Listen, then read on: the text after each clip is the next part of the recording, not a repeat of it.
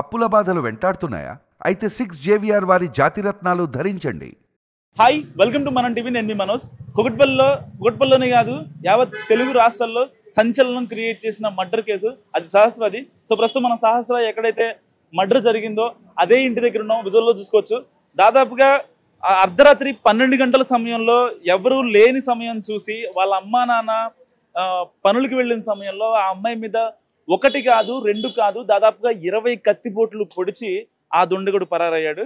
So ఎక్కడ ఏం జరిగింది అనేది చిన్న క్లూ కూడా ఇవ్వకుండా చాలా ప్రీ ప్లాన్డ్ గా ఈ మర్డర్ చేసినట్టు కనిపిస్తుంది. ఎందుకంటే ఇక్కడ ఈ గల్లీ ఎండింగ్ లో సీసీ కెమెరా చూసుకోవచ్చు, అండ్ ఈ గల్లీ ఎండింగ్ లో ఉన్న సీసీ కెమెరా చూసుకోవచ్చు. సో ఆ 2 సీసీ కెమెరాలు కూడా ఇక్కడ పనిచేయనటువంటి పరిస్థితి. సో ఆ విషయం తెలుసుకున్న ఆ నిందితుడు ఇప్పటికే ఒక నిందితుడిని అదుపులో తీసుకున్నారు. సో మనం ఆ ఇంటి దగ్గరే ఉన్నాం, చూసుకోవచ్చు. పైకి వెళ్లే ప్రయత్నం కూడా చేస్తా, అండ్ అక్కడ మర్డర్ ఎలా జరిగిందో, ఏ రూమ్ లో జరిగిందో కూడా మీకు ఆ ఇంటిని కూడా చూపించే ప్రయత్నం చేస్తా. Let's come on.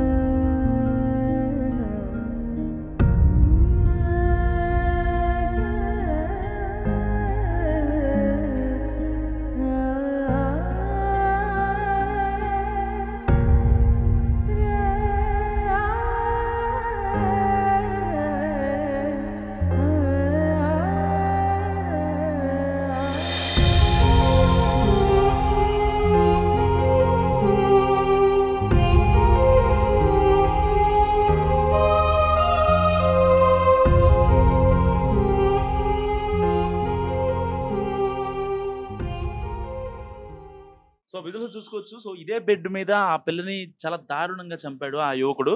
అయితే ఇదే ఎప్పుడైతే అక్కడ జరిగిందో, ఆ ఘటన జరిగిన తర్వాత చాలా మంది ఇక్కడికి చుట్టుపక్కల వాళ్ళు రావటం, మాట్లాడటం జరిగింది. వెంటనే పోలీసులు కూడా రావడం జరిగింది. సో ఇక్కడ కొన్ని మనకి ఆ పాపకి ఫస్ట్ ఎయిడ్ చేసినవో లేకపోతే అలాంటి కొన్ని సర్జికల్ ఐటమ్స్ అయితే ఉన్నాయి. చూడండి, ఇవన్నీ ఆ అమ్మాయికి ఫస్ట్ ఎయిడ్ చేసిన థింగ్స్ అవన్నీ. సో ఇక్కడే పడేశారు. యాక్చువల్గా చెప్పాలంటే చాలా దారుణంగా చేశారని చెప్పాలి. ఎందుకంటే అది ఎవరు లేని టైంలో వచ్చి, ఎందుకంటే ఇక్కడ పక్కన అపార్ట్మెంట్ కూడా మనం చూసుకోవచ్చు. ఈ అపార్ట్మెంట్ చాలా క్లోజ్గా ఉంది, మరీ నియరెస్ట్ అనుకోవచ్చు.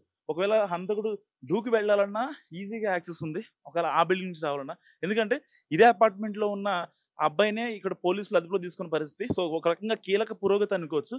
ఇప్పటికే ఈ కేసు గురించి దాదాపుగా ఒక 5 టీంలు అయితే దీని మీద వర్క్ చేస్తున్నాయి. అండ్ ఇక్కడ ఒకసారి మనం విజువల్స్లో చూసుకుంటే, సో ఇదే ఏరియాలో అక్కడే ఆ పిల్ల రోజు ఆడుకునే పరిస్థితి. సో అక్కడ సీసీ క్యామ్ ఉంది, అక్కడ సీసీ క్యామ్ ఉంది, 2 సీసీ క్యామ్లు ఉన్నాయి. అక్కడ ఒక క్యామ్ ఉంది, అండ్ ఈ గల్లీ స్టార్టింగ్ లో ఒక సీసీ క్యామ్ ఉంది, అండ్ ఈ గల్లీ డెడ్ ఎండ్ లో ఒక సీసీ క్యామ్ ఉంది. సో ఈ 2 సీసీ క్యాముల్లో కూడా ఎక్కడా కూడా కనీసం విజువల్స్ కూడా రికార్డ్ అవ్వలేదు. ఎలాంటి పరిస్థితుల్లో అయినా సరే ఒకవేళ వాడు అంటే ఒక రకంగా అతనికి తెలిసే జరిగిందని చెప్పొచ్చు. ఎందుకంటే అతనికి ఈ సీసీ ఫుటేజ్ అసలు కెమెరాస్ పనిచేస్తున్నాయా లేదా, ఎక్కడి నుంచి వస్తే ఎలా చేయొచ్చు. ఒకవేళ సీసీ కెమెరా పనిచేస్తున్నాయి అనుకుంటే నార్మల్గా అబ్బాయి అలా వచ్చి ఆ బిల్డింగ్ నుంచి దీని మీద యాక్సెస్ చేయొచ్చు. సో ఎట్టి పరిస్థితుల్లో ఇక్కడ దారుణం అయితే జరిగింది. చాలా అంత చిన్న పాపని ఇంత క్రూరంగా చంపడం అనే థాట్ నిజంగా అసలు ఆ సంజయ్కి ఎలా వచ్చిందో ఏందో అనేది పోలీసులు ఇంకా నిర్ధారించాల్సింది. నిజంగా చాలా బాధాకరమైన విషయం. ఎంత దారుణం అంటే ఒక రకంగా మనం చూసుకోవచ్చు. కుకట్పల్లి సంగీత్ నగర్లో ఎవ్వరూ లేని సమయంలో ఒంటరిగా ఉన్న 11 ఏళ్ల బాలిక సహస్రని గుర్తు తెలియని వ్యక్తులు దారుణంగా హత్య చేసిన ఘటన నిజంగా చాలా మందిని కలిచివేసింది. చాలా మంది తల్లు శోకసంద్రంలో మునిగిపోయారు. మా పిల్లలకి రేపొద్దున ఎలాంటి ఇబ్బంది లేకుండా పిల్లలు ఇంటికి వస్తారని, లేకపోతే ఇంట్లో ఉన్న పిల్లలు సేఫ్ గా ఉంటారని గ్యారంటీ ఏంటంటూ కూడా చాలా మంది మాట్లాడుతున్న పరిస్థితి. సో చాలా మంది తల్లులతో నేను మాట్లాడే ప్రయత్నం చేశా. సహస్ర గురించి తెలిసిన వాళ్ళు చెప్పారు, ఆ పిల్ల రోజు ఇక్కడే ఆడుకుంటూ ఉండేదని. చాలా మంది మాట్లాడిన పరిస్థితి. మా పిల్ల మా పిల్లల భవిష్యత్తు రేపొద్దున సేఫేనా అంటూ కూడా చాలా మంది తల్లులు ఆవేదన వ్యక్తం చేస్తున్న పరిస్థితి. నిజంగా ఇలాంటి సహస్రాలాంటి ఘటనలు తెలంగాణలో కాదు, తెలుగు రాష్ట్రాల్లో కావచ్చు, ఇండియా వైడ్గా కావచ్చు, సో చాలా ఘటనలు జరుగుతున్నప్పటికీ కూడా ప్రభుత్వాలు స్పందించకపోవడం నిజంగా ఒక రకమైన దారుణమైన విషయం. సో ఇలాంటి సహస్ర ఘటనలు ఇంకా మరిన్ని ఇంకా వెలుగులోకి వస్తే ఈ ప్రభుత్వాలు మారితే, లేకపోతే ఈ పోలీసుల వ్యవస్థ కానీ ఇంకా సరే పోలీసులు సహస్రాకి ఎప్పుడైతే ఇబ్బంది అయిందో, ఆ అమ్మాయి చనిపోయిందో, అనంత లోకాలకు వెళ్ళిన సంగతి తెలిసిన తర్వాత వెంటనే రావడం జరిగింది. బట్ వెంటనే వచ్చినా కానీ 24 hours ఒక అనుమానితుడు అదుపులో తీసుకున్నారు. అది నిజంగా ఆ అనుమానితుడా లేదంటే అతనే అక్యూజ్డా అనేది కూడా తెలియాల్సి ఉంది. ఎందుకంటే ఈ బిల్డింగ్ కి కనెక్టివిటీ, ఎందుకంటే పక్కన రోడ్డు పక్కన ఉంది కాబట్టి మనం చూసుకోవచ్చు విజువల్స్ లో. ఇది జస్ట్ రోడ్ కనెక్టివిటీ. ఏదైతే మెయిన్ రోడ్ ఇలా వెళ్తే కేపీహెచ్పి మెయిన్ రోడ్ వస్తుంది. సో ఇది రోడ్ కనెక్టివిటీ ఏరియా అండ్ ఎప్పుడు రద్దీగా ఉండే ఏరియా కూడా ఇది. సో ఇలాంటి నేపథ్యంలో ఆ హంతకుడు కనుక ఒకవేళ ఆ కనెక్టివిటీ రావాలంటే ఇటు ఆ బిల్డింగ్ నుంచి కనెక్ట్ అవ్వాలి, లేదంటే రైట్ సైడ్ లో ఉన్న బిల్డింగ్ కనెక్ట్ అవ్వాలి ఇటు. ఎందుకంటే ఇప్పటికే దాదాపు 2 సీసీ కెమెరాలు ఉన్నాయి. సో ఇక్కడ ఏదైతే చౌరస్తా ఉందో, చిన్న చౌరస్తా, గల్లీ చౌరస్తా, ఇక్కడ చిన్న షాప్స్ ఉన్నాయి అండ్ నిత్యం రద్దీగా ఉండే ఏరియా. ఇలాంటి టైంలో ఆ అక్యూజ్డ్ ఎవరైతే ఉన్నారో ఒకవేళ వచ్చినా సరే అతను పట్టుకోవడం కష్టం. సో ఒకవేళ ఇక్కడ సీసీ కెమెరా పనిచేస్తున్నప్పటికీ అది ఉందా లేదా అనేది అతనికి ఆల్రెడీ తెలుసు కాబట్టి, ఎందుకంటే ఒక టార్గెట్ ని ఫిక్స్ చేశాడు, పక్కా ప్లాన్డ్ గా చేయాలనుకున్నాడు. సో ఆ అమ్మాయి అతని టార్గెట్ కాబట్టి ఎలా అయినా చంపాలనుకుంటే, మరి తల్లిదండ్రులతో విభేదించా, లేకపోతే వాళ్ళతో గొడవలా, ఆ అమ్మాయిని అత్యాచారం చేసి చంపేశాడా, లేదంటే మెడ మీద 20 కత్తిపోట్లు పొడవాల్సిన అవసరం ఏమొచ్చిందని చాలా మంది మాట్లాడుతున్నారు. కనీసం అమ్మాయి గురించి, నేను సహస్ర గురించి ఇక్కడ ఉన్న కాలనీ వాళ్ళతో చాలా మందితో మాట్లాడే ప్రయత్నం చేశాను. ఆ పాపకి అభంశుభం తెలియదు, కనీసం ఆ పాపని మేము చూడలేదని చాలా మంది ఆవేదన వ్యక్తం చేస్తున్న పరిస్థితి. కనీసం వాళ్ళ మమ్మీ కావచ్చు, వాళ్ళ డాడీ కావచ్చు, వాళ్ళు ఒక రోజువారీ కూలి, వాళ్ళకి అసలు ఏం తెలియదు, వాళ్ళు ఎక్కడి నుంచో బతుకు తెరువు కోసం వచ్చి ఇక్కడ బతుకున్న పరిస్థితి. అలాంటి అమ్మాయిని ఇంత దారుణంగా ఏం చేశారంటే దీని వెనక అసలు ఏ కోణం ఉంది, లేకపోతే ఏం జరిగింది, అసలు ఆ పిల్లని చంపాల్సిన అవసరం వచ్చింది, వాళ్ళతో గొడవలా, లేకపోతే వాళ్ళు ఇంకేమన్నా ఎవరైనా ఇబ్బంది పెట్టారా? ఎందుకంటే వాళ్ళు చాలా ఇన్నోసెంట్. ఎందుకంటే వాళ్ళు ఎక్కడి నుంచో బతకడం కోసం వచ్చారు, ఇక్కడ వాళ్ళు గొడవలు పెట్టుకొని కక్షలో కార్పణ్యాలు పెంచుకునే అంత అవసరం వాళ్ళకైతే ఉండదని నేను అనుకుంటున్నా. కానీ అలాంటి వాళ్ళ ఎప్పుడు చాలా ప్రశాంతంగా ఉండే కుటుంబంలో ఇంత అలజడి క్రియేట్ అయిందంటే ఎంత బాధపడి ఉంటారో సభ్య సమాజం నిజంగా తలదించుకునే విషయం అని చెప్పుకోవచ్చు. సో ఏదైతే నా పక్కన కనిపిస్తున్న బిల్డింగ్ ఏదైతే ఉందో దానికి కనెక్టివిటీ ఉంది కాబట్టి ఒకవేళ హంతకుడు దాంట్లో వచ్చాడా, ఎందుకంటే ఎప్పుడైతే సహస్ర హత్య జరిగిందో ఆ తర్వాత వెంటనే పోలీసులు రావడం జరిగింది, చుట్టూ ఉన్న స్థానికులు రావడం జరిగింది. ఆ తర్వాత పోలీసులకు ఇంటిమేషన్ ఇచ్చారు. ఇక్కడ లోకల్గా ఉన్న కొంతమంది కాంగ్రెస్ పార్టీ నాయకులైనా, ఇంకా బీఆర్ఎస్ పార్టీ నాయకులైనా, ఇంకా ఓవరాల్గా ఎమ్మెల్యే కావచ్చు, ఇంకా చాలా పొలిటికల్గా ఇష్యూ టర్న్ అయింది కాబట్టి దీని మీద చాలా ప్రెజర్స్ అయితే ఇటు పోలీసు వాళ్ళకి కూడా ఉంది. సో ఎలా అయినా సరే దీన్ని ఛేదించాలని చెప్పి పోలీసులు కూడా చాలా గట్టిగా ట్రై చేస్తున్నారు.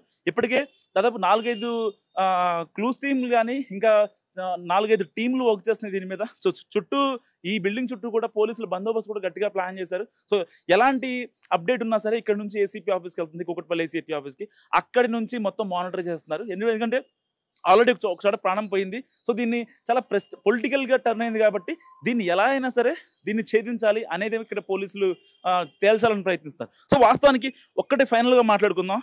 ఇక్కడ ఇంత నడి సెంటర్లో కూకట్పల్లి నడి బొడ్డు మీద ఇలాంటి క్రూరమైన ఇన్సిడెంట్ జరిగిందంటే, అంటే ఇలాంటి ఇన్సిడెంట్ జరుగుతున్నప్పటికి కూడా మరీ దారుణం కదా. కనీసం ఒక 10 ఏళ్ల పాప, అభంశుభం తెలియని పాప మీద ఇంత దారుణంగా అసలు హత్య చేశారు అంటే అది నిజంగా నమ్మశక్యమైన విషయం కాదు.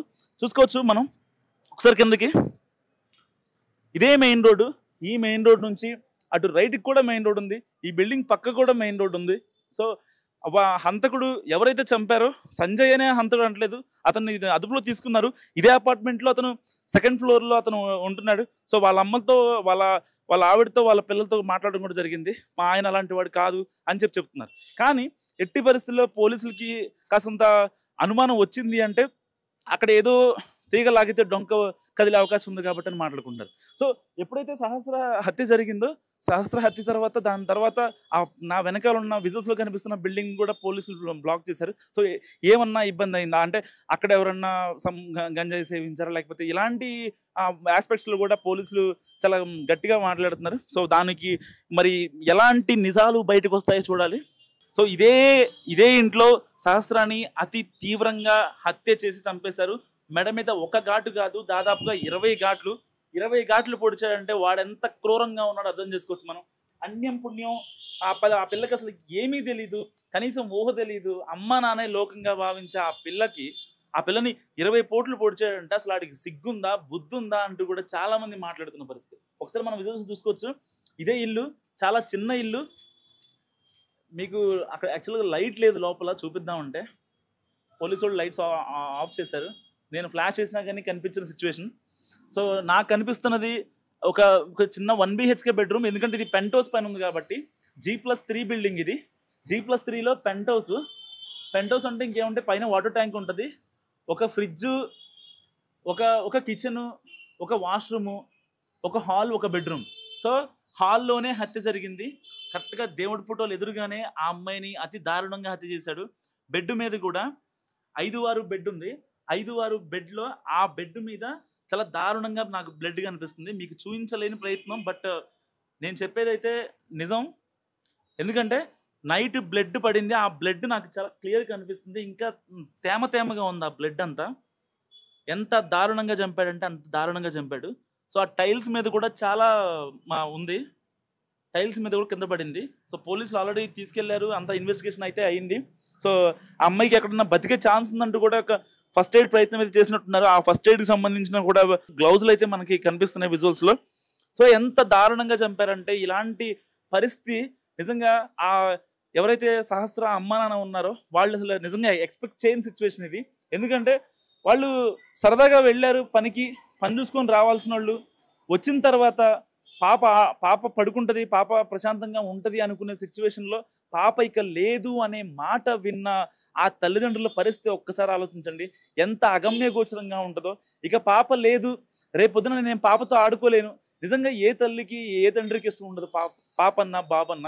సో అన్యం పుణ్యం అసలు ఏమీ తెలియదు ఆ పిల్లకి. అలాంటి పిల్ల ఇక లేదు. ఇన్ని కత్తిఘాట్లు, ఇన్ని కత్తిపోట్లు, రక్త మడుగులో పడి ఉంది. ఎప్పుడు ప్రశాంతంగా అక్కడ పక్క గల్లీలో ఆ అమ్మాయి ఆడుకుంటూ కనిపించిందని చాలా మంది చెప్తున్నారు. సో అలా అంత ప్రశాంతంగా ఉండే పాప ఇవాళ అనంత లోకాలకు వెళ్ళిపోయింది అనేది నిజంగా ఒక రకమైన బాధా సంఘటన. నిజం చెప్పాలంటే సో ఎట్టి పరిస్థితిలో నిందితుని అయితే పట్టుకోవాలి, నిందితుడికి కఠిన శిక్ష వేయాలని. అమ్మాయిని ఎలా అయితే చంపారో, సహస్రాన్ని ఎలా చంపారో ఆ నిందితుని కూడా అలాగే చంపాలంటూ చాలా మంది ఇక్కడ స్థానికులతో మాట్లాడినప్పుడు నాకు వాళ్ళందరూ చెప్తున్నమాట. సో ఈ వీడియో గురించి మీరేమనుకుంటున్నారో కామెంట్ రూపంలో చెప్పండి.